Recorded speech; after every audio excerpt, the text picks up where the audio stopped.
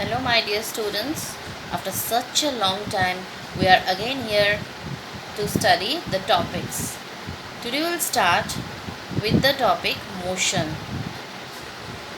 A body is said to be in motion or moving when its position changes continuously with respect to a stationary object taken as a reference point. Now, you may ask, what is actually considered to be a reference point? For example, let's see one example. When we compare the position of a moving object like car with respect to a stationary object like houses or trees which are static, then we say that the car is moving or the car is in motion. So I hope that the previous slide everything is clear, like when the body is said to be in motion, whenever like a bicycle, one is riding a bicycle. Now how can we say that that cycle is moving? Because we compare it with other static object as a reference, like house, tree and electric pole, which are not at all moving, which are static and standing at a point. Now let's look at the topic distance traveled and displacement. Distance traveled by a body is the actual length of path covered by a moving body, irrespective of the direction in which the body travels. It is a scalar quantity. Why scalar? Because it has only magnitude, no direction. So whenever a body is moving from one point to another, initial position to final position, we just calculate the total distance traveled, which is equivalent to the total path traveled irrespective of the direction. We do not bother about the direction. So it is a scalar quantity. Why? Because it considers only magnitude, no direction is taken into consideration. Next is displacement. What is displacement?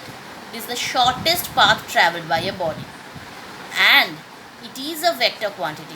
Why vector? Because here we consider the direction as well, and it is the shortest path. Let's see an example.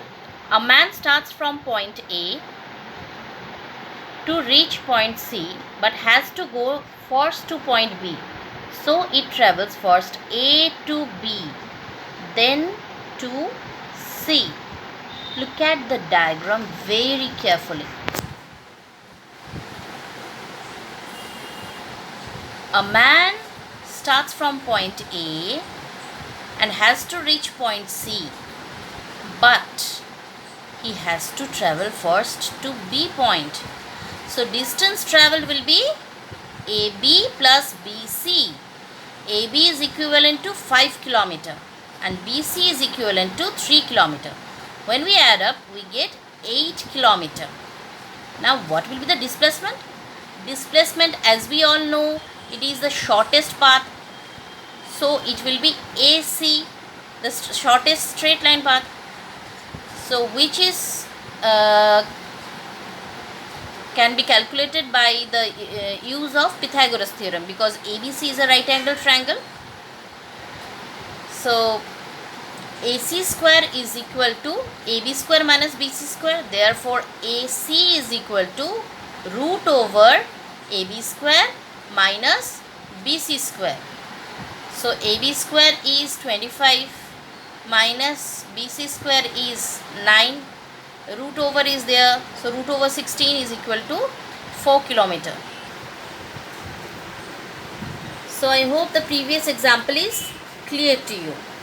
Now let's see in which case displacement is 0 but not the distance. If the initial position and the final position is same, then the displacement is 0 but distance is not.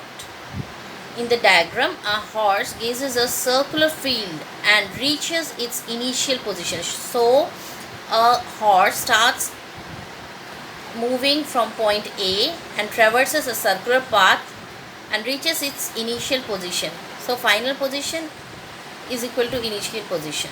Therefore distance is 2 pi r, which is circumference, but displacement is 0, right? So I hope up to this much there is no doubt